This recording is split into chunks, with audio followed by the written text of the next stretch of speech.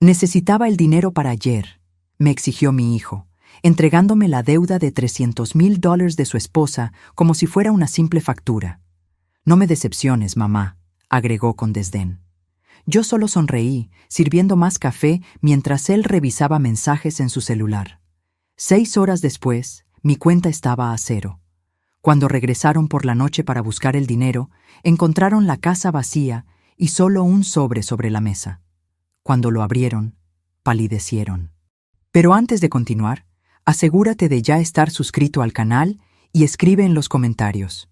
¿Desde dónde estás viendo este video? Nos encanta saber hasta dónde están llegando nuestras historias. La campanilla sonó a las 7:30 de la mañana de un martes cualquiera. 3 toques insistentes, como si el mundo se estuviera acabando. Yo ya sabía quién era incluso antes de abrir la puerta.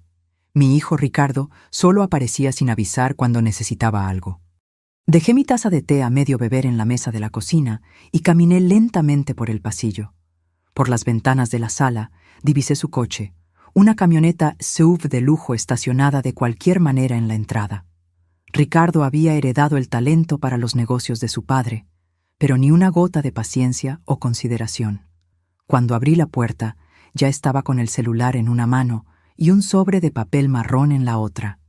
Su rostro, siempre tan parecido al de su padre, estaba tenso. «Mamá», dijo, pasando a mi lado sin un abrazo, solo un beso rápido al aire. «Necesitamos hablar». Ricardo fue directo a la cocina como si la casa aún fuera suya, a pesar de haberse mudado hace más de 15 años. Se sentó en mi silla, puso el sobre en la mesa y comenzó a revisar su celular mientras yo lo seguía. «Un café estaría bien», murmuró sin levantar los ojos de la pantalla. Serví el café mecánicamente. 10 años como viuda, y aún servía a los hombres de mi vida como si fuera mi única función. Mientras ponía la taza frente a él, noté cuán tensas parecían sus manos, los nudillos blancos mientras tecleaba. «¿Fernanda está bien? ¿Los niños?», pregunté, refiriéndome a mi nuera y a mis nietos que casi nunca veía.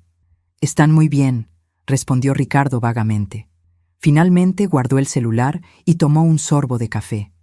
«Iré directo al grano, mamá. Tengo un problema». Me senté al otro lado de la mesa. En el reloj de pared, los minutos pasaban lentamente. «Fernanda se metió en una situación complicada», continuó, empujándome el sobre. «Hizo algunas inversiones que no salieron bien». Abrí el sobre con cuidado. Dentro había estados de cuenta bancarios, notificaciones de cobranza y un documento que parecía un contrato de préstamo con una cifra destacada en rojo, $300,000. Mi corazón se aceleró. Era casi todo el dinero de mi jubilación, más lo que había sobrado de la venta del apartamento en el centro de Monterrey después de que Eduardo falleciera. «Ricardo», comencé, sintiendo la garganta seca. «Esto es prácticamente todo lo que tengo».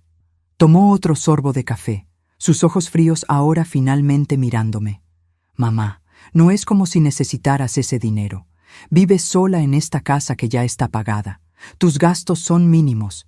Y por el amor de Dios, tienes 68 años. ¿Para qué lo estás guardando?». Sus palabras me golpearon como una bofetada. La casa era el único bien de valor que me quedaba, y aún así estaba a su nombre. Decisión de Eduardo años atrás para evitar problemas con la herencia. «No es tan simple», argumenté. «Tengo mis medicinas, mis consultas». Ricardo golpeó suavemente la mesa, interrumpiéndome. «Fernanda invirtió mal, ¿ok? Creyó en alguien que no debía.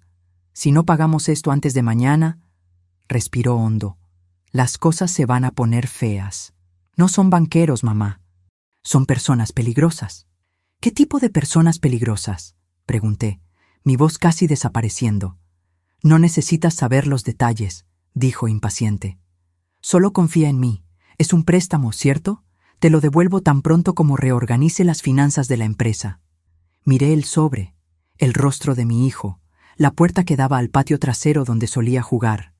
Ahora era como si un extraño estuviera sentado en mi cocina. «Ya me has pedido préstamos antes, Ricardo. Nunca he visto de vuelta el color de ese dinero». Su rostro se endureció. «Esto es serio, mamá. No es momento para dramas. Se levantó, caminando por la cocina como un animal enjaulado. Soy tu único hijo, tu familia. Siempre dijiste que harías cualquier cosa por mí. Ahí estaba la manipulación que conocía tan bien, la misma que usaba Eduardo, la misma que yo había permitido durante toda mi vida. Necesito pensar, dije en voz baja. No hay tiempo para pensar. Ricardo elevó la voz. Necesito ese dinero en mi cuenta antes de que termine el día. Mañana ya es tarde. Se detuvo detrás de mi silla, poniendo sus manos en mis hombros. Sentí el peso de ellas como cadenas. Mamá, dijo suavizando la voz, sabes que no te lo pediría si no fuera importante. Es por la seguridad de Fernanda, de nuestra familia. Familia, la palabra que siempre funcionaba conmigo, como un encantamiento mágico que me hacía doblegarme, ceder, sacrificar. Está bien, respondí finalmente. Te lo transferiré. El alivio en el rostro de Ricardo fue casi palpable. Sonrió por primera vez desde que llegó, esa sonrisa que me recordaba al niño que fue un día. Gracias, mamá. Sabía que podía contar contigo. Revisó el reloj. Tengo una reunión ahora, pero vuelvo en la noche para cenar y resolver esto, ¿de acuerdo? Asentí con la cabeza, incapaz de hablar. Ricardo tomó la carpeta, me dio un beso rápido en la frente y se dirigió a la puerta. No me decepciones, mamá, agregó antes de salir, como si yo fuera la hija y él el padre. La puerta se cerró de golpe y me quedé sola en la cocina, con su taza de café a medio beber y la certeza de que acababa de cometer un error terrible. Por la ventana vi su coche salir a toda velocidad, esparciendo grava por el jardín que yo había cuidado con tanto cariño. Fue entonces cuando una idea comenzó a formarse en mi mente. Una idea que la vieja Elena jamás consideraría. Tomé el teléfono y marqué un número que no usaba desde hacía mucho tiempo.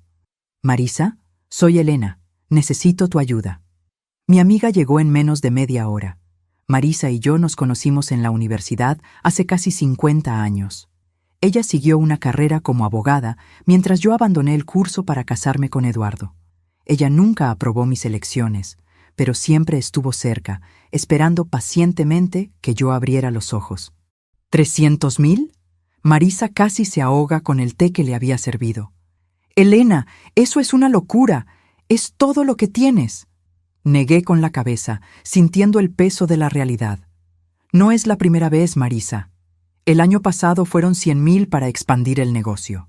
Antes de eso, 50,000 para resolver un problema con proveedores. Nunca he visto de vuelta ese dinero. Marisa puso la taza en la mesa con fuerza. ¿Y por qué sigues dándole? Elena, siempre fuiste inteligente. ¿Cómo no ves lo que está pasando?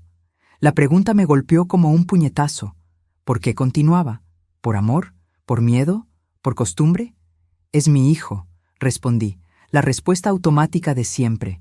Y tú eres su madre, no su banco, replicó Marisa.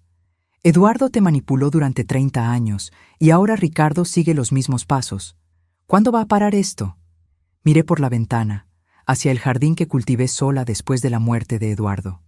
Las rosas estaban floreciendo finalmente, después de años intentando hacerlas crecer en un suelo que no era propicio. Como yo, habían persistido contra todo pronóstico. Hoy, respondí, sorprendiéndome a mí misma. Esto para hoy. Marisa me miró fijamente, confundida. ¿Qué quieres decir? Respiré hondo, sintiendo algo romperse y recomponerse dentro de mí. Quiero que me ayudes a transferir todo mi dinero a una cuenta que Ricardo no conozca. Y quiero que me ayudes a salir de esta casa antes de que él regrese. Los ojos de Marisa se abrieron. Luego una lenta sonrisa apareció en su rostro. Elena Meneses, esperé casi 50 años para escucharte decir algo así. Sacó el celular del bolso. Tengo un apartamento de veraneo en Cancún que está vacío. Las llaves están en mi oficina. ¿Cuánto tiempo tenemos antes de que regrese? Dijo que vendría para la cena, así que unas 10 horas. Marisa miró el reloj. Tiempo suficiente. Iremos al banco primero. Luego pasamos por la notaría para que me des un poder a mi nombre, en caso de que necesites representación legal. Después de eso, empacamos tus maletas y nos vamos. Me levanté, sintiendo una mezcla de miedo y exaltación. En toda mi vida nunca había tomado una decisión tan radical. Se va a poner furioso, murmuré, más para mí misma que para Marisa. Ella tomó mis manos. Elena, ¿le tienes miedo? Pensé en el rostro de mi hijo cuando no conseguía lo que quería, en cómo cambiaba su voz, cómo se endurecían sus ojos. Sí, admití, como le tuve miedo a su padre. Entonces es hora de dejar de tener miedo. Marisa apretó mis manos. Vamos a buscar tus cosas. Fui a mi habitación y tomé la maleta que había usado solo 2 veces en los últimos 10 años. Abrí el armario y comencé a seleccionar ropa, pero pronto me di cuenta de que no quería llevar mucho de aquella vida. Solo lo esencial, algunos conjuntos, mis medicamentos, documentos importantes y las pocas joyas que tenían valor sentimental. En el fondo del cajón de la cómoda encontré la cajita de madera donde guardaba el único dinero que Eduardo nunca supo que tenía. Era poco, unos cuantos miles que ahorré vendiendo dulces y bordados a lo largo de los años. Mi secreto, mi pequeña rebelión. Tomé el portarretratos con la foto de mi madre y dudé ante la foto de Ricardo niño. Después de un momento decidí dejarla atrás. Cuando volví a la sala, Marisa estaba al teléfono, organizando todo. El vuelo a Cancún está confirmado para las 3 de la tarde. Aún tenemos tiempo de ir al banco y a la notaría. En el banco, la gerente pareció sorprendida con mi pedido de transferir todo el dinero a una nueva cuenta. Señora Meneses, ¿está segura? Es una cantidad considerable. Absolutamente, respondí, firmando los documentos. Y necesito que esta transacción no aparezca en estados de cuenta enviados a mi dirección residencial. Mientras esperábamos que se procesara la transferencia, Marisa me miró con curiosidad. ¿Qué le vas a dejar a Ricardo? ¿Alguna explicación? Pensé por un momento. Una nota, decidí, y una lección que debería haber aprendido hace mucho tiempo. Cuando volvimos a casa, escribí cuidadosamente en un papel que puse sobre la mesa de la cocina. Quien decepciona soy yo. La venganza es un plato que se sirve frío. Al salir por la puerta con mi maleta, miré la casa que había sido mi prisión durante tantos años. En el jardín, las rosas se balanceaban con la brisa, libres y fuertes, como lo sería yo a partir de ese día. En el taxi camino al aeropuerto, Marisa tomó mi mano. ¿Estás bien? Miré por la ventana, viendo la ciudad pasar rápidamente, llevándose décadas de sumisión. No, respondí honestamente, pero lo estaré. El apartamento de Marisa en Cancún era pequeño, pero acogedor, con vista al mar. La primera noche, sentada en el balcón escuchando las olas, encendí mi celular solo para apagarlo nuevamente cuando vi que había 17 llamadas perdidas de Ricardo. No estaba lista para enfrentarlo.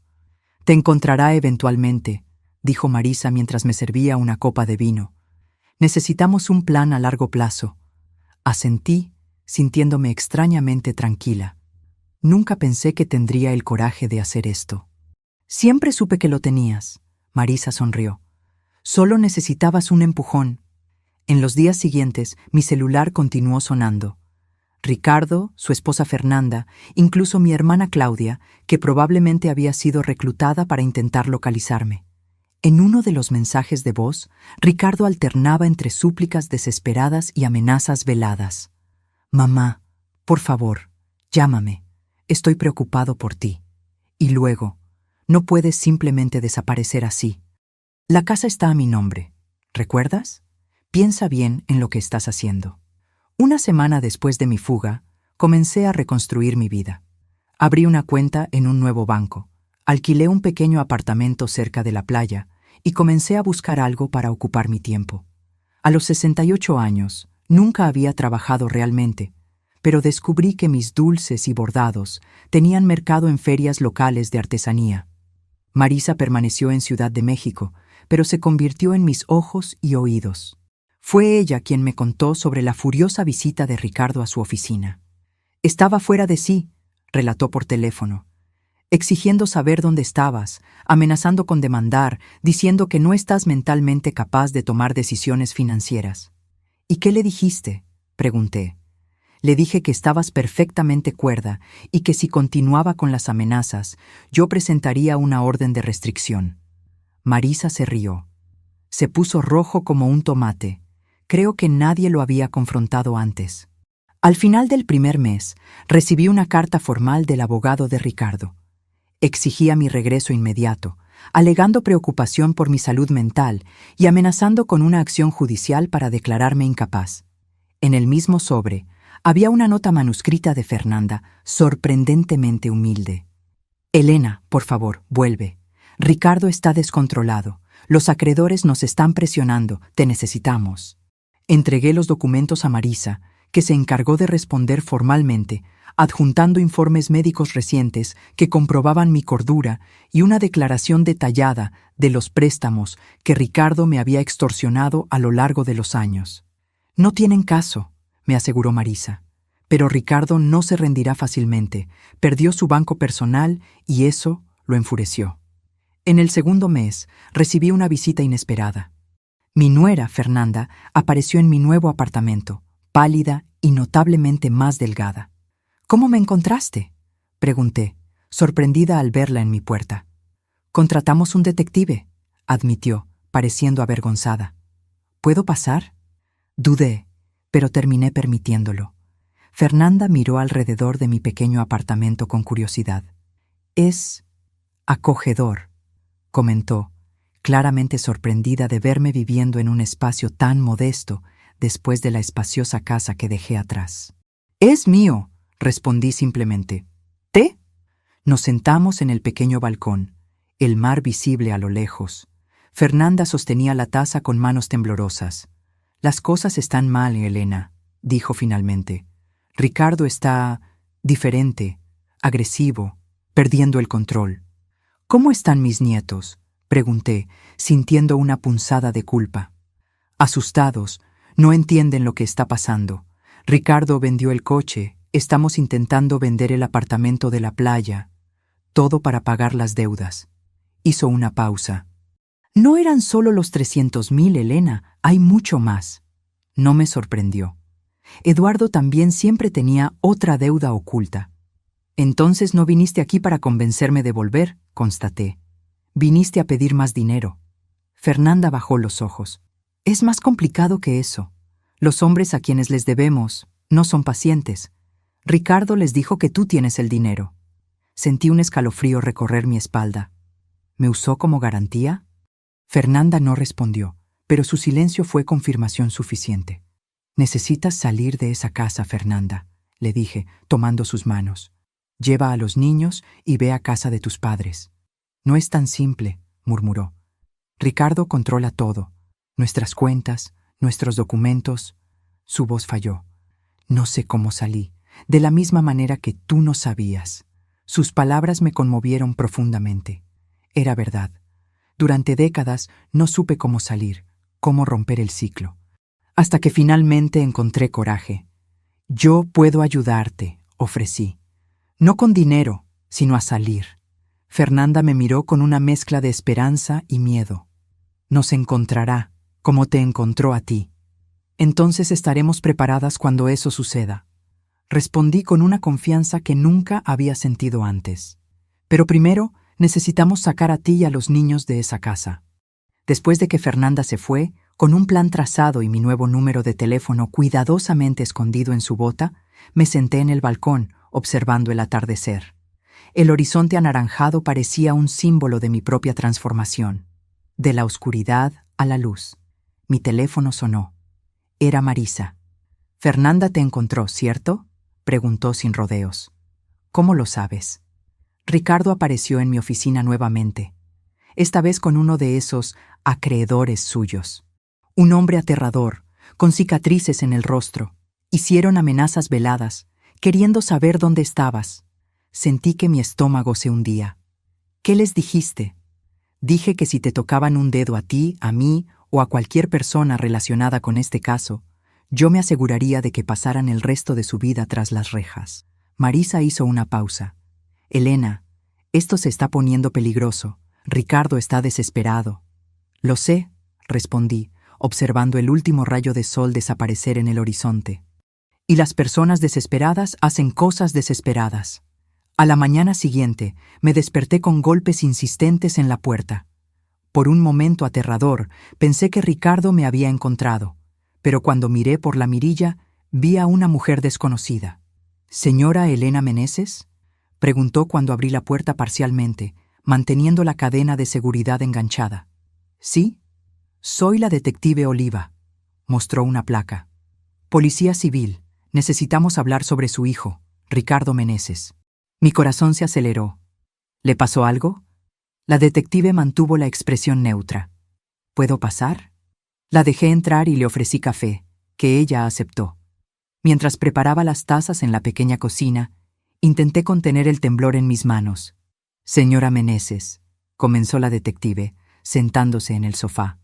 Su hijo está siendo investigado por fraude financiero, falsificación de documentos y posible participación con prestamistas usureros. Nos gustaría saber si usted tenía conocimiento de estas actividades. Sentí como si el suelo hubiera desaparecido bajo mis pies. Una parte de mí siempre supo que Ricardo no era honesto en sus negocios, como no lo había sido su padre, pero escuchar las palabras investigación policial lo hacía todo terriblemente real. No, respondí honestamente. Yo sabía que tenía problemas financieros, pero no la extensión o la naturaleza de ellos. La detective anotó algo en su cuaderno. Usted salió de casa repentinamente hace 2 meses, ¿correcto? ¿Puede decirnos por qué? Le conté todo. Los préstamos sucesivos, las manipulaciones, la presión por los 300,000 pesos. La detective escuchó sin interrumpir, solo haciendo anotaciones ocasionales. ¿Él usó su nombre en algún documento? ¿Le pidió que firmara papeles sin explicar de qué se trataban? Pensé por un momento. Hace algunos años, me pidió que firmara algunos documentos para facilitar transferencias financieras, en caso de que necesitara ayuda. Dijo que era para mi protección en la vejez. La detective asintió. Encontramos varias transacciones sospechosas en cuentas abiertas a su nombre, señora Meneses. Cuentas que usted probablemente no sabía que existían. Cerré los ojos, sintiendo una ola de náusea. Ricardo no solo me había manipulado, había robado mi identidad. ¿Qué sucede ahora?, pregunté, intentando mantener la compostura. Continuaremos la investigación. Su declaración formal será necesaria en breve. Dudó. Debo advertirle que su hijo probablemente será acusado en las próximas semanas y, considerando las personas con las que se involucró, sería prudente reforzar su seguridad. Después de que la detective se fue, llamé a Marisa, que prometió viajar a Cancún en el próximo vuelo. Siempre supe que Ricardo estaba involucrado en cosas turbias, dijo, pero nunca imaginé que llegaría a este punto. Esa tarde, recibí un mensaje de Fernanda. Descubrió nuestro plan. Estoy encerrada en el cuarto con los niños. Está rompiendo todo. Mi sangre se heló. Llamé inmediatamente a la detective Oliva, que prometió enviar una patrulla a la dirección de Ricardo. Las horas siguientes fueron un borrón de llamadas, mensajes y actualizaciones fragmentadas. Cuando cayó la noche, solo sabía que Fernanda y mis nietos estaban seguros en una casa de apoyo, y que Ricardo había sido detenido para interrogatorio después de resistirse a la intervención policial. Marisa llegó alrededor de las 9 de la noche, encontrándome en el balcón, mirando el mar oscuro. Se sentó a mi lado en silencio por algunos minutos. ¿Cómo te sientes?, preguntó finalmente. Culpable, admití. Si yo no me hubiera ido, tal vez esto no habría sucedido. Marisa negó con la cabeza firmemente. No, Elena. Si no te hubieras ido, estarías hundiéndote junto con él, probablemente siendo usada para más esquemas fraudulentos. Tomó mi mano. Hiciste lo único que podías haber hecho. Te salvaste. Y al hacerlo, probablemente salvaste a Fernanda y a tus nietos también. A la mañana siguiente, el titular del periódico local me dejó sin aliento. Empresario es arrestado por fraude y vínculos con organización criminal. La foto de Ricardo siendo llevado esposado por la policía parecía pertenecer a otra realidad, no a la mía. El teléfono sonó. Era la detective Oliva. Señora Meneses, su hijo está solicitando su presencia en la comisaría. Insiste en hablar solo con usted. Miré a Marisa, que ya había leído la noticia y me observaba con preocupación. No tienes que ir, dijo, después de todo lo que hizo. Sí tengo que ir, interrumpí, sorprendiéndome a mí misma. Necesito mirarlo a los ojos y terminar esto de una vez por todas. La comisaría era un lugar frío e impersonal, con luces fluorescentes que destacaban cada arruga en mi rostro cansado. Ricardo fue llevado a una sala de visitas, esposado y vistiendo un uniforme gris que lo hacía parecer más pequeño, más viejo. Cuando me vio, sus ojos, tan parecidos a los de su padre, se llenaron de lágrimas. «Mamá», dijo, la voz quebrada, «viniste». Me senté frente a él, manteniendo distancia. «Querías verme». «Estoy aquí». Ricardo parecía un animal acorralado, mirando a su alrededor como si buscara una salida. «No entiendes la situación en la que estoy», comenzó, inclinándose hacia adelante. «Esas personas no juegan. Si no pago lo que debo». «No», interrumpí, mi voz sorprendentemente firme. «Tú no entiendes la situación en la que estás. No estoy aquí para darte dinero, Ricardo. Ese tiempo se acabó». Su rostro cambió, la vulnerabilidad dando paso a la rabia. «Me abandonaste cuando más te necesité, tu propia familia. ¿Es eso lo que les vas a decir a tus nietos? ¿Que dejaste que su padre se pudriera en la cárcel?» Respiré hondo, negándome a ser manipulada nuevamente. «Les diré que su padre tomó malas decisiones, al igual que su abuelo, y que yo, finalmente, tomé una decisión correcta». Ricardo golpeó las manos esposadas en la mesa. «La casa está a mi nombre. No tienes nada». «Me tengo a mí misma», respondí levantándome. «Algo que casi pierdo completamente por culpa de hombres como tú y tu padre». Caminé hasta la puerta, luego me detuve y me giré. «Fernanda y los niños están seguros. Tendrán una oportunidad de empezar de nuevo, lejos de ti». Hice una pausa. «Y yo también». Mientras salía de la comisaría, sentí como si un peso enorme hubiera sido retirado de mis hombros. El sol de Cancún brillaba intensamente, casi cegador después de la iluminación artificial de la comisaría. Marisa me esperaba en el coche. «¿Cómo te fue?», preguntó preocupada. Miré una última vez el edificio grisáceo donde dejé a mi hijo y décadas de sumisión. «Liberador», respondí, y por primera vez en mucho tiempo sonreí una sonrisa verdadera. 6 meses pasaron desde mi fuga y el arresto de Ricardo. El invierno llegó a Cancún, trayendo vientos fuertes y mar agitado. Mi pequeño apartamento ahora parecía verdaderamente un hogar, con mis plantas en el balcón y los bordados coloridos que vendía en la feria local adornando las paredes. Fernanda y mis nietos, Lucas de 8 años y Mariana de 6, se habían mudado a una ciudad en el interior de Jalisco, cerca de su familia. Hablamos semanalmente por videollamada, una tecnología que aprendí a dominar con la ayuda de Marisa. Los niños se estaban adaptando bien a la nueva vida, aunque aún preguntaban por su padre ocasionalmente. «Abuela, ¿cuándo podemos visitarte?», preguntó Lucas durante nuestra última conversación. «En las vacaciones de julio», prometí. «Vamos a construir castillos de arena y a buscar conchas en la playa». La imagen de Fernanda apareció en la pantalla, sonriendo tímidamente. Parecía más saludable ahora, con las mejillas más llenas y la mirada más tranquila. «¿De verdad nos estás invitando, Elena?» «Claro que sí. Mi apartamento es pequeño, pero cabemos todos. Será bueno tener la risa de los niños por aquí». Después de la llamada, me quedé sentada en el balcón, observando las olas furiosas romper en la playa. El juicio de Ricardo estaba programado para el próximo mes. Las acusaciones eran graves: fraude, falsificación, uso de documentos falsos, asociación con organización criminal. Marisa estimaba una sentencia de al menos 10 años. Yo había accedido a testificar no por venganza, sino por justicia, para mí, para Fernanda y para todos los demás que Ricardo había engañado a lo largo de los años.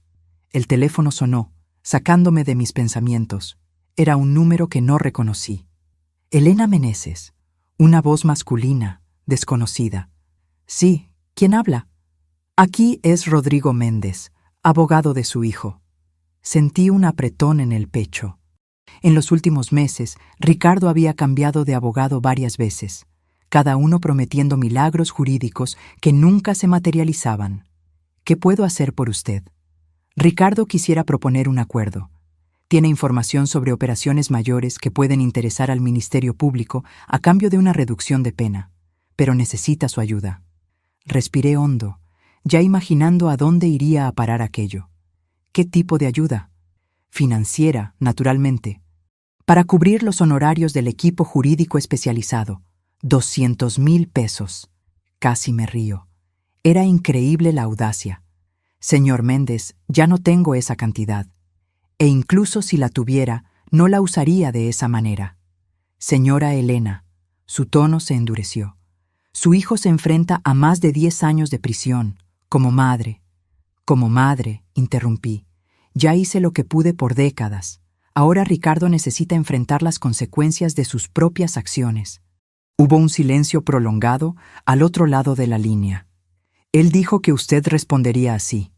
Pidió que le dijera que aún tiene copias de documentos que usted firmó. Documentos que pueden implicarla en algunos de sus esquemas. Mi estómago se anudó, pero mantuve la voz firme. Dígale a mi hijo que el chantaje es un crimen más para añadir a su lista, y que estoy dispuesta a enfrentar cualquier acusación si eso significa finalmente romper este ciclo. Colgué el teléfono con las manos temblorosas. Inmediatamente llamé a Marisa y le informé sobre la conversación. Está fanfarroneando, me aseguró. Cualquier documento que puedas haber firmado, ya aclaramos con la policía que fue bajo manipulación. Además, la investigación ya estableció un patrón de comportamiento de él. Aún así, esa noche fue difícil. Me quedé despierta, repasando mentalmente cada papel que firmé a lo largo de los años a pedido de Ricardo o Eduardo. ¿Cuántos contratos? ¿Cuántos poderes? ¿Cuántos documentos que apenas leí, confiando en que mi marido o mi hijo tenían mis mejores intereses en mente? A la mañana siguiente, me desperté con golpes en la puerta. Era la detective Oliva nuevamente, acompañada de otro policía.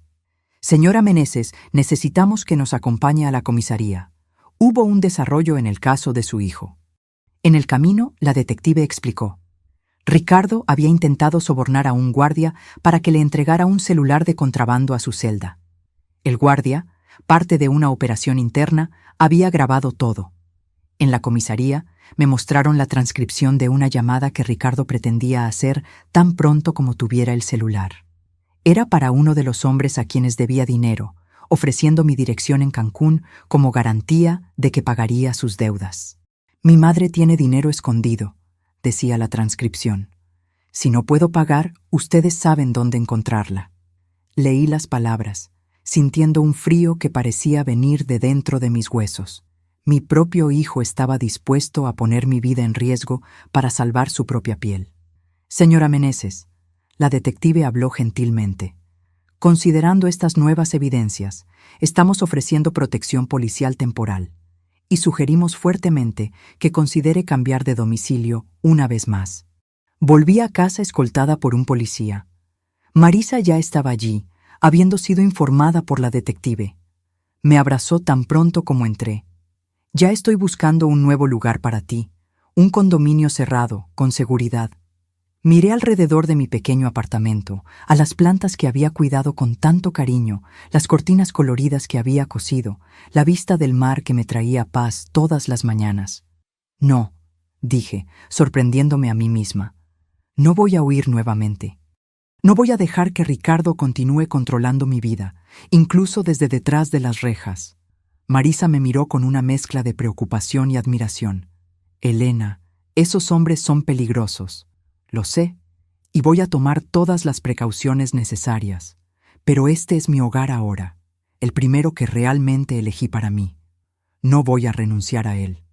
En los días siguientes, instalamos un sistema de seguridad completo. Cámaras, alarmas, cerraduras reforzadas. La policía aumentó las rondas en el barrio y 2 policías de civil se turnaban en un coche estacionado frente al edificio. Fernanda me llamó en pánico después de haber sido informada sobre la situación. Elena, ven aquí. Quédate con nosotros, por favor. Estoy segura, querida, aseguré. Y tengo una vida aquí ahora. Mis ferias de artesanía, mis amigos, mis clases de natación para personas mayores. Me reí ligeramente. A los 68 años, finalmente descubrí quién soy cuando no estoy cuidando de hombres ingratos. Una semana después, cuando el pánico inicial había disminuido, recibí un sobre oficial. Era una citación para testificar en el juicio de Ricardo, programado para dentro de 2 semanas. Marisa, que se había quedado en Cancún conmigo, revisó el documento. ¿Estás lista para esto? Enfrentarlo en el tribunal no será fácil.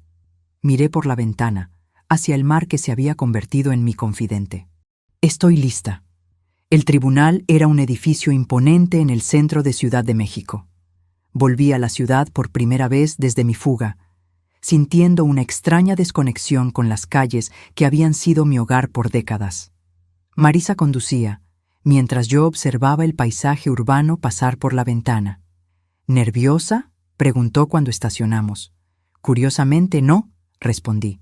Siento como si estuviera cerrando un capítulo. Finalmente. En la sala del tribunal, me senté junto a Marisa en la primera fila. La fiscal, una mujer de mediana edad con ojos astutos, vino a saludarnos antes del inicio de la sesión. Señora Meneses, su testimonio será crucial hoy. Ricardo está intentando presentarse como una víctima de las circunstancias, manipulado por socios más poderosos. Siempre fue bueno presentándose como víctima, comenté. La puerta lateral se abrió y Ricardo entró, escoltado por 2 guardias. Estaba más delgado, con el rostro marcado por ojeras profundas. Nuestras miradas se encontraron por un momento, la suya suplicante, la mía firme. El juez entró y todos se levantaron. El juicio comenzó con formalidades procesales, seguidas por el testimonio de peritos forenses que detallaron la complejidad de los esquemas financieros de Ricardo. Cuando finalmente llamaron mi nombre, caminé hasta el banco de testigos con pasos lentos pero determinados. Después del juramento, la fiscal comenzó. Señora Meneses, ¿puede contarnos sobre su relación con el acusado, su hijo? Miré directamente a Ricardo mientras hablaba. Lo crié sola después de la muerte de mi marido, hace 10 años. Antes de eso, vivíamos como una familia aparentemente normal, solo aparentemente. ¿Qué quiere decir? Mi marido, Eduardo, padre de Ricardo, también era manipulador y controlador financieramente. Ricardo aprendió del mejor. La fiscal asintió. ¿Puede detallar cómo su hijo la manipulaba financieramente? Conté todo. Los préstamos sucesivos, las promesas nunca cumplidas, la presión emocional, el chantaje velado. En el último episodio, exigió 300,000 pesos, prácticamente todos mis ahorros, para supuestamente pagar una deuda de su esposa. Cuando me di cuenta de que nunca volvería a ver ese dinero, como no vi los anteriores, decidí irme. ¿Qué la hizo tomar esa decisión después de tantos años cediendo a sus exigencias? Pensé por un momento. Fue el desprecio en su voz, respondí honestamente. Cuando dijo, no me decepciones, mamá. Me di cuenta de que no me veía como una persona, solo como un recurso a ser explotado. En ese momento, algo dentro de mí se rompió y se recompuso de una manera diferente. El abogado de Ricardo se levantó para el contrainterrogatorio. Era un hombre de mediana edad, con un traje caro y una expresión calculada. Señora Meneses, ¿usted se considera una buena madre? La pregunta me tomó por sorpresa. Vi a la fiscal comenzar a protestar, pero levanté la mano ligeramente. Por décadas, creí que ser una buena madre significaba darle todo a mi hijo: dinero, tiempo, autoestima. Ahora entiendo que ser una buena madre también significa enseñar responsabilidad y consecuencias. Usted abandonó a su hijo cuando más la necesitaba. El abogado presionó. No, señor. Yo dejé de posibilitar comportamientos destructivos. Hay una gran diferencia. ¿Y qué hay de las amenazas que su hijo supuestamente hizo contra usted? ¿No le parece conveniente que estas alegaciones surjan justamente cuando él está a punto de proponer un acuerdo con el Ministerio Público? Mantuve la calma, a pesar de la insinuación. Las grabaciones hablan por sí solas. Y no me parece conveniente que mi propio hijo haya ofrecido mi dirección a criminales como garantía para sus deudas. Me parece trágico. Cuando finalmente fui dispensada, volví a mi lugar sintiendo las piernas temblorosas. Marisa apretó mi mano en silencio. El juicio continuó con otros testimonios. Empleados de Ricardo, clientes perjudicados, incluso Fernanda, que describió años de mentiras y manipulación. Durante todo el tiempo, observé a Ricardo poniéndose cada vez más agitado, susurrando furiosamente con su abogado. Al final del día, cuando el juez anunció un receso hasta la mañana siguiente, Ricardo me miró una última vez antes de ser llevado. Ya no había súplica en sus ojos, solo un odio frío que me hizo estremecer. En el hotel, esa noche, no pude dormir. La expresión de Ricardo me acosaba. Era la misma expresión que Eduardo tenía cuando no conseguía lo que quería. Una mezcla de rabia y cálculo, como si estuviera planeando su próximo movimiento. Por la mañana, volvimos al tribunal para escuchar las alegaciones finales. La fiscal presentó un caso contundente, detallando años de fraudes y manipulaciones. El abogado de Ricardo intentó pintarlo como un hombre de negocios en dificultades que cometió errores, pero no crímenes intencionales. Cuando el juez se retiró para deliberar, Marisa y yo fuimos a tomar café a una cafetería cercana. Estaba revolviendo distraídamente mi café cuando noté a un hombre sentado algunas mesas más allá, observándonos. Cuando nuestras miradas se cruzaron, desvió la vista rápidamente. «Marisa», susurré, «aquel hombre nos está observando». Ella miró discretamente. «Debe ser un reportero. El caso ganó cierta atención de los medios locales». Pero algo en la postura del hombre, en la forma en que evitaba el contacto visual mientras claramente nos monitoreaba, me alarmó. «Volvamos al tribunal», sugerí. Al salir, noté que el hombre también se levantó. En el camino de regreso, mantuvo distancia, pero continuó siguiéndonos. En el tribunal, mencioné el incidente a uno de los policías, que prometió estar atento. La sesión se reanudó con el juez regresando para anunciar su decisión. En el caso del Estado contra Ricardo Eduardo Meneses, este tribunal lo considera culpable de todas las acusaciones. Una ola de alivio me recorrió, seguida inmediatamente por una profunda tristeza. Mi hijo, el niño que un día acuné en mis brazos, ahora era oficialmente un criminal condenado. El juez continuó, detallando la sentencia. 12 años de prisión, con posibilidad de progresión después de 4 años, además de multas y restituciones a los perjudicados. Ricardo permaneció impasible durante la lectura de la sentencia. Cuando los guardias se acercaron para llevárselo, se giró en mi dirección. «Esto no ha terminado», dijo lo suficientemente alto para que yo lo oyera. «Te vas a arrepentir». Mientras salíamos del tribunal, noté nuevamente al mismo hombre observando de lejos. Esta vez lo señalé directamente al policía que nos acompañaba. El hombre se dio cuenta y desapareció rápidamente entre la multitud. «Necesitamos volver a Cancún hoy mismo», le dije a Marisa mientras caminábamos hacia el coche. «No me siento segura aquí». En la semana siguiente al juicio, intenté retomar mi rutina en Cancún. La protección policial se había reducido a rondas periódicas, ya que las amenazas de Ricardo parecían menos viables ahora que estaba condenado y bajo vigilancia constante. Una tarde, mientras volvía de la feria donde vendía mis bordados, noté un coche desconocido estacionado cerca de mi edificio. Algo en el vehículo me alertó.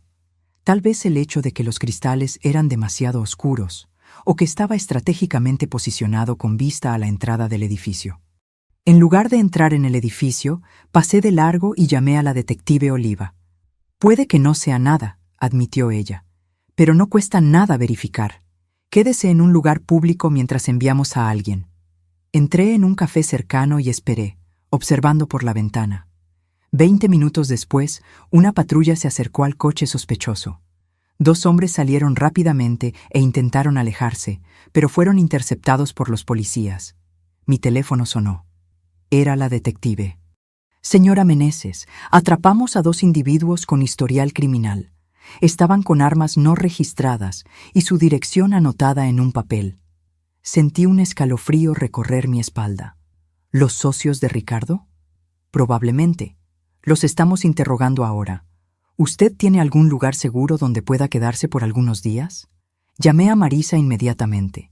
Su respuesta fue rápida y decisiva. «Voy a buscarte en 1 hora. Iremos a mi casa de playa en Playa del Carmen. Nadie sabe sobre ella». Volví a mi apartamento escoltada por policías para recoger algunas pertenencias esenciales. Mientras hacía una maleta apresurada, miré alrededor al hogar que había construido con tanto cariño. Una vez más, necesitaba huir. O tal vez no. Un pensamiento comenzó a formarse en mi mente. Una idea que habría parecido absurda para la Elena de antes, pero que ahora tenía perfecto sentido. Cuando Marisa llegó, le expliqué mi plan. «Es arriesgado», advirtió ella. «Vivir con miedo es más arriesgado», respondí, «y estoy cansada de esconderme». Al día siguiente, en lugar de esconderme en Playa del Carmen, volví a mi apartamento, esta vez con un objetivo claro. Con la ayuda de la detective Oliva y su equipo, preparamos una trampa. Los 2 hombres arrestados habían sido persuadidos a cooperar a cambio de una reducción de penas. Revelaron que Ricardo, usando el teléfono de otro detenido durante el horario de visitas, había contratado a una tercera persona para darme un susto, un eufemismo para algo mucho más siniestro. «A él no le importa si usted se lastima de verdad», explicó la detective. «Solo quiere que usted sepa que él todavía tiene poder, incluso desde dentro de la prisión». El plan era simple. Yo mantendría mi rutina normal, aparentando no saber nada, mientras policías disfrazados monitoreaban cada movimiento a mi alrededor. Cuando el enviado de Ricardo apareciera, sería arrestado en flagrancia. Durante 3 días viví en estado de alerta constante. Cada ruido me hacía saltar, cada extraño en la calle parecía una amenaza. En la mañana del 4.º día, mientras regaba las plantas en el balcón, noté a un hombre recostado en un poste, al otro lado de la calle, mirándome directamente. Nuestras miradas se cruzaron brevemente antes de que entrara en el apartamento y le hiciera una señal a la policía disfrazada de empleada doméstica que estaba limpiando mi sala. «Es él», susurré. «Estoy segura». El hombre permaneció observando el edificio durante cerca de media hora. Luego, lentamente, comenzó a cruzar la calle en dirección a la entrada. El portero, otro policía disfrazado, lo dejó entrar sin cuestionar. Me senté en el sillón de la sala, de frente a la puerta, y esperé. Mi corazón latía tan fuerte que podía oírlo en mis oídos. La policía se había escondido en el baño, con la puerta entreabierta. La campanilla sonó. Respiré hondo y fui a atender. «¿Señora Elena Meneses?», preguntó el hombre, un individuo de apariencia común que podría pasar fácilmente desapercibido en una multitud. «Sí. Tengo un recado de su hijo». Antes de que él pudiera hacer cualquier movimiento, 3 policías surgieron de diferentes puntos del pasillo, rindiéndolo rápidamente. El hombre no se resistió, pareciendo casi aliviado por haber sido capturado. Más tarde ese día, la detective Oliva me visitó para informarme que el hombre había confesado todo. Ricardo había prometido pagar 5,000 pesos para que él asustara a la madre ingrata que lo había abandonado. «¿Y qué significaba exactamente asustar?», pregunté. La detective dudó. Debía romper algunos objetos en su apartamento, hacer amenazas verbales y... Ella hizo una pausa. «Y dejar marcas visibles en usted. Nada fatal, pero lo suficiente para que usted nunca más se sintiera segura». Me senté, sintiendo que mis piernas flaqueaban. «¿Eso es suficiente para nuevas acusaciones contra Ricardo?». «Sí, intento de agresión, contratación de terceros para cometer crimen, amenaza. Eso probablemente eliminará cualquier posibilidad de progresión de pena en los próximos años». Una semana después, visité a Ricardo en la prisión. Pareció sorprendido al verme, como si no esperara que yo tuviera el coraje de enfrentarlo nuevamente. «Vine a decir adiós, Ricardo», dije cuando nos sentamos frente a frente, separados por un vidrio. «¿Adiós?». Él frunció el ceño. «Sí. La persona que intentaste asustar confesó todo. Vas a enfrentar nuevas acusaciones, y probablemente pasarás mucho más tiempo aquí de lo que imaginabas». Hice una pausa. «Pero no vine aquí por eso. Vine para decir que estoy siguiendo adelante con mi vida». Ricardo rió amargamente. «¿Qué vida? Tienes 68 años, mamá. Estás sola». «Estoy libre», corregí. «Y descubrí que nunca es tarde para empezar de nuevo. Sabes, yo siempre me definí como esposa de Eduardo o madre de Ricardo. Ahora estoy descubriendo quién es Elena». Él me miró con una mezcla de desprecio y confusión. «¿Y quién es Elena?». Sonreí genuinamente. «Una mujer que finalmente aprendió a valorarse. Una mujer que ya no tiene miedo». Ricardo golpeó el vidrio, frustrado. Tú piensas que se acabó, pero no se acabó. Voy a salir un día. Cuando ese día llegue, si llega, estaré preparada. Me levanté. Adiós, Ricardo. Mientras caminaba para salir del presidio, sentí una ligereza que no experimentaba desde hacía décadas. El cielo estaba particularmente azul ese día. El aire parecía más dulce. Marisa me esperaba en el coche. ¿Cómo te fue? Liberador, respondí. Realmente liberador. Un año pasó desde mi fuga. El otoño llegó a Cancún, pintando los árboles de rojo y naranja. Mi pequeño negocio de bordados había crecido. Ahora yo tenía 3 alumnas, mujeres mayores como yo, que venían toda semana para aprender y principalmente conversar. Fernanda y los niños me habían visitado 2 veces.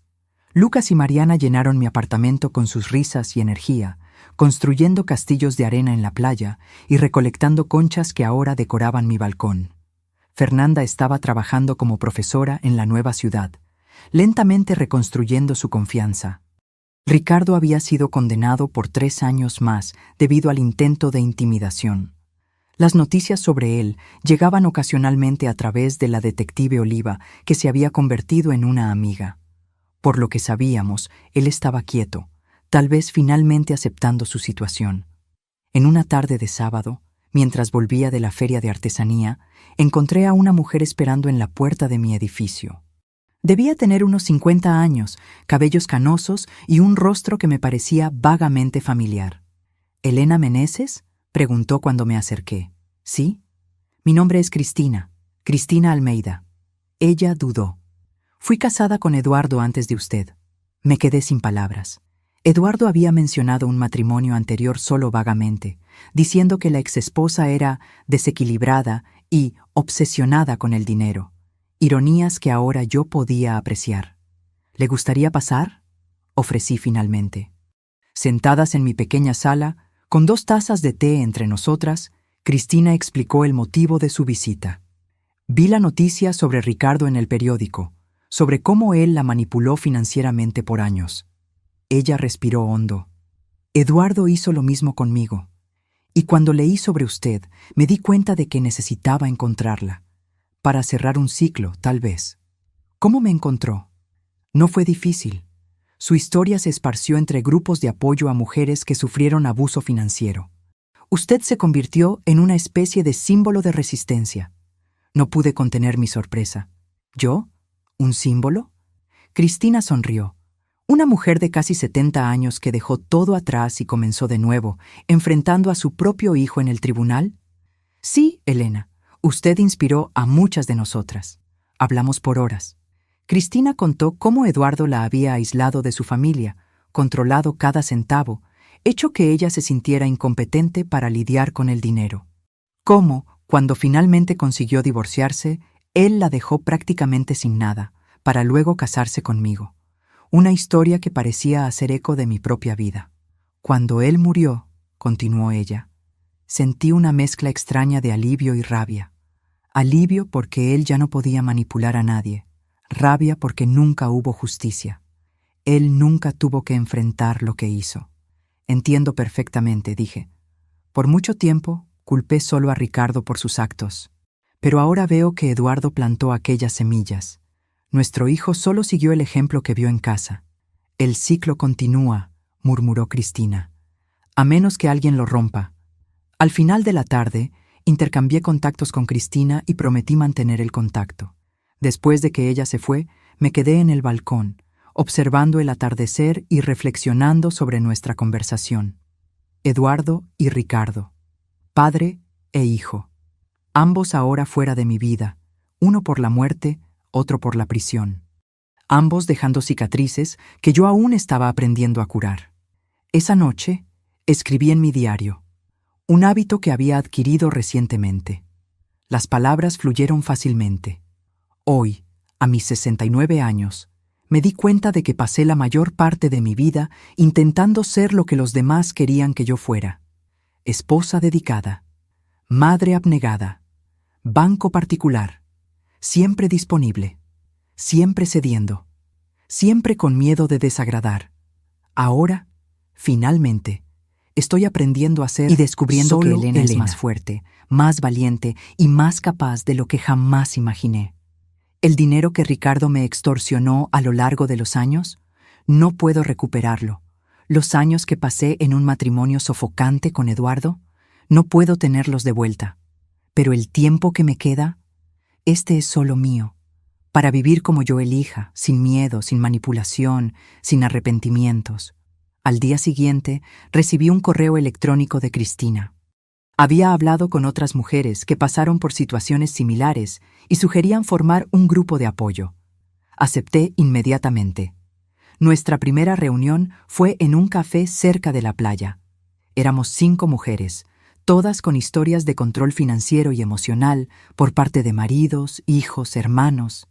Compartimos nuestras experiencias, nuestros dolores, nuestras pequeñas y grandes victorias. Al final del encuentro, Marisa, que me había acompañado, sugirió: deberían formalizar esto. Crear una ONG o algo así. Hay muchas mujeres por ahí necesitando escuchar esas historias, necesitando saber que nunca es tarde para empezar de nuevo.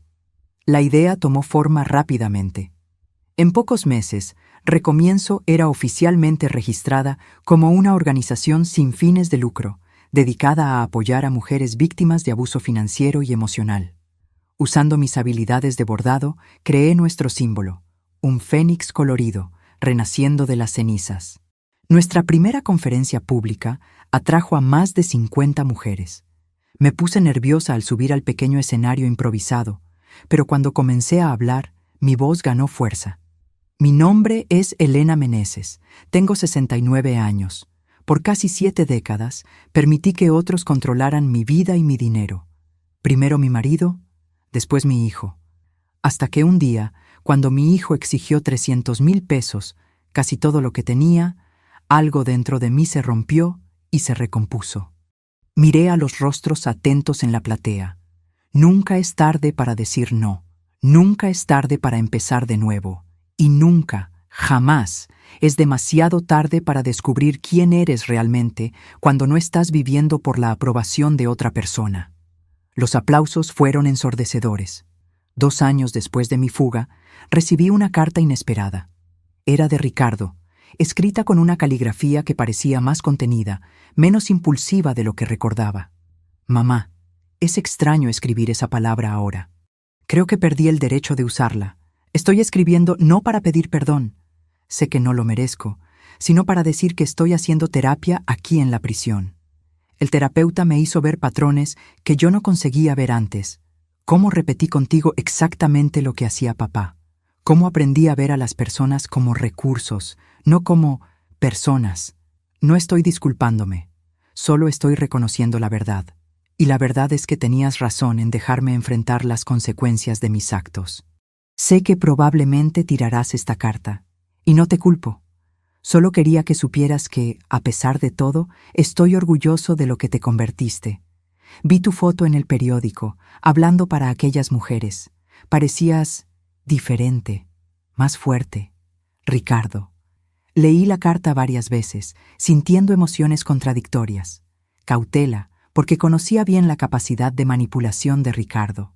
Tristeza, por lo que podría haber sido, y, sorprendentemente, un toque de esperanza.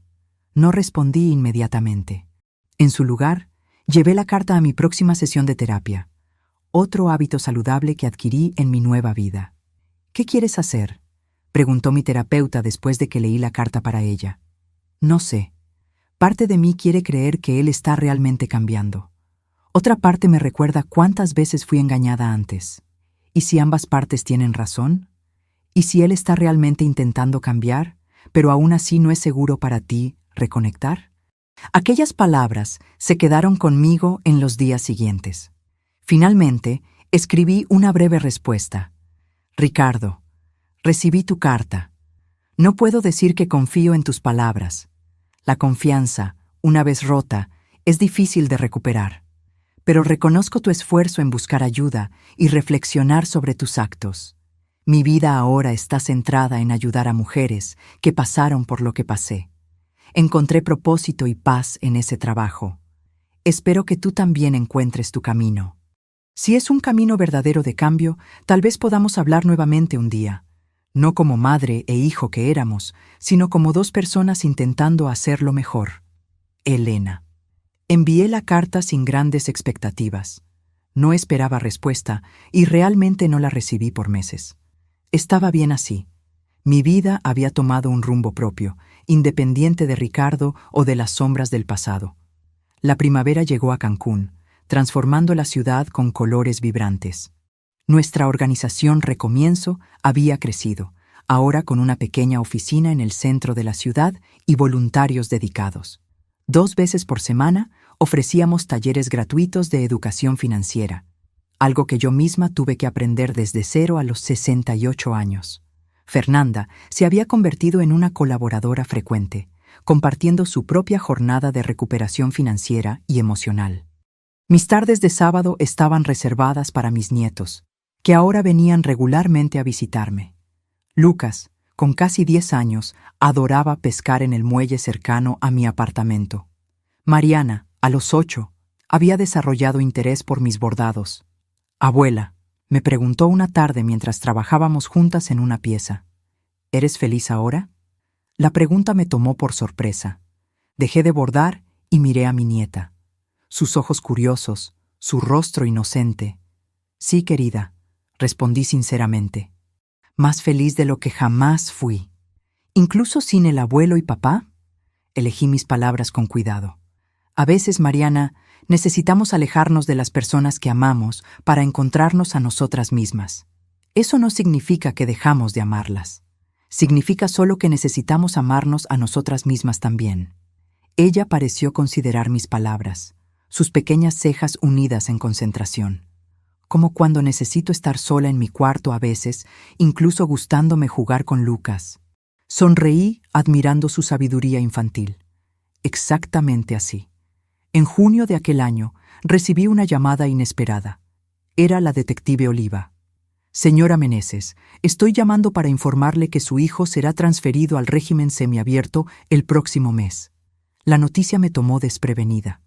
Creí que con las acusaciones adicionales, ha demostrado buen comportamiento, completó programas de rehabilitación y sus abogados consiguieron una revisión de pena. Todavía tendrá restricciones severas, pero podrá trabajar durante el día. Agradecí la información y colgué, sintiendo una inquietud que no experimentaba desde hacía mucho tiempo. Ricardo estaría parcialmente libre. ¿Qué significaría eso para mí, para Fernanda, para los niños? Llamé a Marisa inmediatamente. ¿Crees que necesito preocuparme?, pregunté después de relatar la noticia.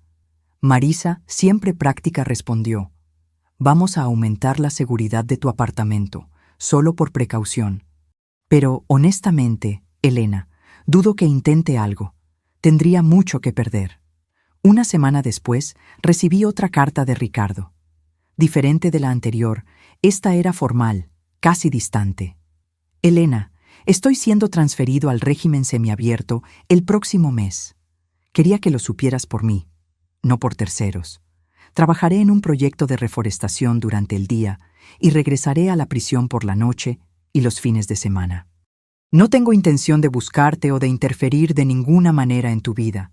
Aprendí mis lecciones de la manera más difícil. El terapeuta aquí dice que respetar límites es el primer paso para relaciones saludables. Estoy intentando practicar eso. También quería que supieras que me he estado correspondiendo con Fernanda sobre los niños. Ella accedió a dejarme escribirles cartas, bajo su supervisión. Tal vez, un día, pueda verlos de nuevo, cuando ella sienta que es seguro. Ricardo. La ausencia del término mamá al inicio y al final de la carta no pasó desapercibida. Él estaba realmente intentando establecer una nueva dinámica, respetando que nuestra relación anterior estaba irrevocablemente rota. Compartí la carta con Fernanda en nuestra próxima videollamada. Ella confirmó que estaba, de hecho, permitiendo que Ricardo escribiera a los niños. Los terapeutas de ellos creen que es importante no demonizar al padre completamente, explicó. Y sus cartas han sido diferentes. Él pregunta sobre sus intereses, no intenta manipular, no hace promesas vacías. ¿Crees que él realmente cambió?, pregunté. Fernanda se encogió de hombros. Tal vez aprendió a ser más sutil, por eso todo es supervisado. Hizo una pausa. ¿Vas a responder a esta carta? Reflexioné por un momento. Creo que sí. Establecer que estoy consciente de la situación y que mis fronteras permanecen intactas. Mi respuesta fue breve. Ricardo, gracias por informarme sobre tu transferencia. Te deseo bien en esta nueva etapa. Me alegra saber que estás en contacto supervisado con tus hijos. Ellos merecen un padre presente, si ese padre puede ser saludable y positivo en sus vidas. Como dije antes, encontré mi camino. Espero sinceramente que tú también encuentres el tuyo. Elena. Julio llegó con un calor intenso. En un miércoles particularmente bochornoso, recibí una llamada inesperada. Señora Elena, aquí es Sofía, del Centro de Rehabilitación Penitenciaria. Tenemos una situación con su hijo, Ricardo Meneses. Mi corazón se aceleró. ¿Él está bien? Físicamente sí, pero hubo un incidente en el lugar de trabajo hoy. Él tuvo una discusión con otro detenido y, bueno, se negó a tomar represalias cuando fue provocado. De hecho, se alejó y buscó a un supervisor. El problema es que eso lo marca como objetivo para otros detenidos, y estamos preocupados por su seguridad. ¿Qué tiene que ver eso conmigo?, pregunté, confundida. Ricardo solicitó transferencia a otro proyecto, idealmente uno donde él pueda trabajar solo o con supervisión directa. Tenemos una vacante en un programa de rehabilitación urbana, restaurando una plaza pública cerca de su barrio. Pero necesitamos su aprobación, dado el historial entre ustedes. Me quedé en silencio por un momento, procesando la situación. Ricardo había elegido no tomar represalias, incluso cuando fue provocado, algo que el Ricardo que yo conocía jamás habría hecho. Y ahora necesitaba mi ayuda. ¿Él pidió específicamente trabajar cerca de mí?, pregunté, cautelosa. No, señora. De hecho, cuando mencionamos la ubicación, él dudó y preguntó si había otras opciones. Pero este es el único proyecto que atiende a sus necesidades de seguridad en este momento. Aquello me sorprendió. Ricardo estaba realmente intentando respetar mi espacio. ¿Cuál sería la distancia entre su lugar de trabajo y mi apartamento?, pregunté. Aproximadamente 15 cuadras. Él no tendría permiso para salir del área del proyecto, que sería monitoreada. Respiré hondo. Está bien, doy mi aprobación. Después de colgar, cuestioné mi decisión. ¿Estaría siendo ingenua nuevamente? ¿O finalmente ejerciendo compasión sin comprometer mis límites? Llamé a Marisa y le expliqué la situación. Hiciste lo correcto, me aseguró. Mantener a Ricardo seguro mientras él intenta rehabilitarse no significa bajar tus defensas, solo significa que eres humana y tienes compasión. En la semana siguiente, Ricardo comenzó su nuevo trabajo en la plaza. Propósito, alteré mi ruta al mercado para pasar por allí, manteniendo distancia. Lo vi de lejos, plantando árboles jóvenes bajo el sol abrasador. Estaba más delgado, su postura menos arrogante. Por un momento, pareció sentir mi presencia y miró en mi dirección, pero no me acerqué. En agosto, recibí otra carta. Elena, sé que me viste en la plaza hace algunas semanas. Gracias por no acercarte, y gracias por aprobar mi transferencia a este proyecto. El trabajo ha sido terapéutico. Hay algo profundamente satisfactorio en transformar un espacio abandonado en algo hermoso y útil para la comunidad. No estoy pidiendo perdón o reconciliación. Solo quería expresar gratitud por este pequeño acto de bondad que no merecería. Ricardo. La carta era diferente de las anteriores. Más centrada, menos manipulativa. Decidí responder con un gesto simbólico. Al día siguiente, dejé una pequeña caja en el centro comunitario que supervisaba el proyecto. Dentro había herramientas de jardinería de buena calidad y un libro sobre paisajismo urbano. Sin nota, sin expectativas. Semanas pasaron sin respuesta, y estaba bien así. Había aprendido que las relaciones saludables no exigen reciprocidad inmediata o calculada.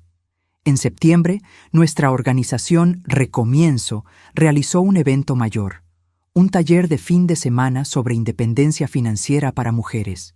Yo sería la oradora principal, compartiendo mi jornada de dependencia total a la autonomía financiera. En la mañana del evento, el salón estaba lleno con casi 100 mujeres. Subí al escenario sintiendo aquella mezcla familiar de nerviosismo y determinación. «Buenos días», comencé. «Mi nombre es Elena Meneses. A mis 70 años, estoy aprendiendo quién soy cuando no estoy siendo definida por los hombres de mi vida». La platea rió gentilmente, muchas asintiendo en reconocimiento.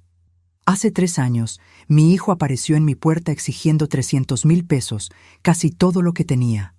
Como tantas veces antes, él contaba con mi incapacidad de decir no. Y como tantas de ustedes saben, esos patrones no comienzan de la nada. Son cultivados a lo largo de décadas. En mi caso, comenzó con mi marido controlando cada centavo, cada decisión, haciéndome creer que yo era incapaz de administrar mi propia vida. Mientras hablaba, noté movimiento en el fondo del salón. Una figura alta y delgada había entrado discretamente y permanecía de pie cerca de la puerta. Mi corazón se aceleró al reconocer a Ricardo. Por un momento, perdí el hilo de mi discurso. La platea percibió mi hesitación, algunas girando para ver lo que me había distraído. Respiré hondo y continué. El momento más difícil y más liberador de mi vida fue cuando finalmente dije no. Cuando salí por la puerta con solo una maleta y la determinación de no ser más una extensión de la cuenta bancaria de otra persona. Hablé por 30 minutos más, consciente de la presencia silenciosa de Ricardo en el fondo del salón. Él no intentó acercarse, solo escuchó. Cuando terminé, recibí una ovación de pie. Mujeres se acercaron para compartir sus historias, pedir consejos, agradecer. Ricardo permaneció donde estaba, esperando pacientemente que la multitud disminuyera. Finalmente, cuando el salón estaba casi vacío, él se acercó lentamente. Parecía incierto, vulnerable de una forma que nunca había visto antes. «Hola», dijo simplemente. «Hola», respondí. «Tu discurso fue poderoso y doloroso de escuchar». Hizo una pausa. «Gracias por las herramientas de jardinería». Nos quedamos en un silencio extraño, 2 personas que un día fueron tan cercanas, ahora prácticamente extrañas. «¿Cómo supiste del evento?», pregunté finalmente. «Fernanda lo mencionó en una carta. Pedí permiso especial para venir, solo para escuchar». Asentí, notando cómo él respetaba los límites, pidiendo permiso en lugar de presumir derechos. «¿Estás bien?», pregunté, genuinamente curiosa. «Estoy diferente», respondió después de un momento de reflexión. «Aprendiendo a vivir con las consecuencias de mis elecciones, aprendiendo a existir sin manipular o controlar». Él encontró mis ojos. «Es más difícil de lo que imaginé». «Generalmente lo es», concordé. Ricardo miró el reloj. «Necesito volver. Tengo solo 2 horas de permiso». Dudó, entonces agregó. «Transformaste algo terrible en algo significativo». «Estoy...». Él buscó la palabra correcta. Orgulloso no es la palabra correcta. Impresionado, inspirado tal vez. Mientras él se giraba para salir, me oí decir, «Ricardo». Él se detuvo, girándose hacia mí. «¿Te gustaría tomar un café cualquier día de estos? En un lugar público, claro». La sorpresa en su rostro era genuina. Sí, me gustaría mucho. «No estoy prometiendo reconciliación», aclaré. «Solo una conversación». «Entiendo completamente», él asintió. «Es más de lo que merezco». Una semana después, nos encontramos en un café concurrido cerca de la plaza donde él trabajaba. Un guardia penitenciario discreto permaneció a algunas mesas de distancia, parte de las condiciones de la salida temporal de Ricardo. La conversación comenzó torpe, ambos navegando en un nuevo territorio. Ya no éramos madre e hijo en el sentido tradicional, sino 2 adultos intentando encontrar un nuevo tipo de conexión. «¿Cómo están tus nietos?», preguntó después de pedir café. «Bien. Lucas está fascinado con astronomía últimamente. Mariana está aprendiendo a tocar la flauta». Ricardo sonrió levemente. «Ellos siempre hablan de ellos en las cartas. Fernanda me envió algunas fotos recientes». Tomé un sorbo de café, reuniendo coraje para la pregunta que me molestaba. «Ricardo, ¿qué pasó? ¿Cuándo comenzaste a ver a las personas solo como recursos a ser explotados? Él miró por la ventana por un largo momento, su perfil recordándome tanto al de su padre que sentí un escalofrío. Creo que siempre fue así, respondió finalmente. Desde niño observé cómo papá te trataba, cómo él conseguía lo que quería. Parecía eficiente. Hizo una pausa. En la escuela, en la universidad, en los negocios, manipular personas funcionaba, hasta que ya no funcionó más. ¿Y ahora?, pregunté. Ahora estoy aprendiendo que la eficiencia no lo es todo, que las relaciones reales exigen reciprocidad, no explotación. Él me miró directamente, que las personas no son medios para un fin. Conversamos por casi una hora. No hubo grandes revelaciones o reconciliaciones dramáticas, solo dos adultos compartiendo experiencias honestamente, tal vez por primera vez. Cuando nos despedimos, Ricardo preguntó, ¿podemos hacer esto de nuevo algún día? Tal vez, respondí, un paso a la vez. En la mañana siguiente, mientras caminaba por la playa con Marisa, reflexioné sobre el encuentro. ¿Crees que él realmente cambió?, preguntó mi amiga. Creo que está intentando, respondí honestamente. Y eso ya es más de lo que Eduardo jamás hizo. ¿Y tú? ¿Estás lista para perdonar? Observé las olas rompiendo en la arena, su ritmo eterno de destrucción y renovación. El perdón no es algo que das de una vez, dije finalmente. Es una práctica diaria. Estoy aprendiendo a perdonar, a él y a mí misma por permitir tanto por tanto tiempo. Esa tarde, sentada en el balcón de mi pequeño apartamento, escribí en mi diario: hoy, a mis 70 años, estoy aprendiendo que la vida raramente ofrece finales perfectos.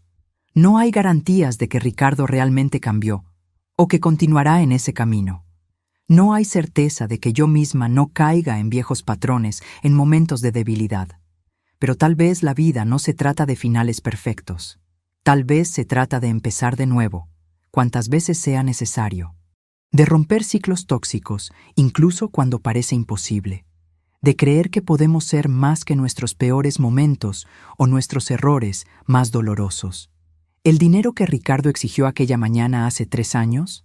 Fue el precio de mi liberación. Un precio alto, pero infinitamente menor que el costo de permanecer atrapada en una vida que no era realmente mía. Hoy no soy rica financieramente. Vivo modestamente. Gano lo suficiente vendiendo mis bordados y con pequeños ahorros. Pero soy inmensamente rica de otras formas. En amistades genuinas, en propósito, en paz interior. En coraje que no sabía que poseía. Y si hay una lección que me gustaría dejar para mis nietas, para todas las mujeres que encuentro a través del recomienzo, es esta. Nunca es demasiado tarde para decir no. Nunca es demasiado tarde para redescubrir quién eres cuando no estás viviendo para agradar a los demás. Nunca es demasiado tarde para comenzar de nuevo. A mis 70 años, no estoy terminando mi historia. Solo estoy comenzando a escribir los capítulos más auténticos. Cerré el diario y observé el atardecer pintar el cielo en tonos de naranja y morado. Mañana sería otro día de trabajo en la organización, otra oportunidad de transformar mi dolor en propósito, mi experiencia en orientación para otras. La campanilla sonó. Era Marisa con una botella de vino. Para celebrar, dijo entrando. ¿Qué estamos celebrando? 3 años desde que dijiste no, 3 años de libertad. Sonreímos y brindamos bajo el cielo del atardecer. Por el coraje, propuse. Por Elena, Marisa corrigió, finalmente viviendo su propia vida. Ahora, si te gustó esta historia, haz clic en suscribirse y dime en los comentarios qué parte te dejó boquiabierto. Y no olvides hacerte miembro para tener acceso a videos exclusivos que no publico aquí. Te espero allí.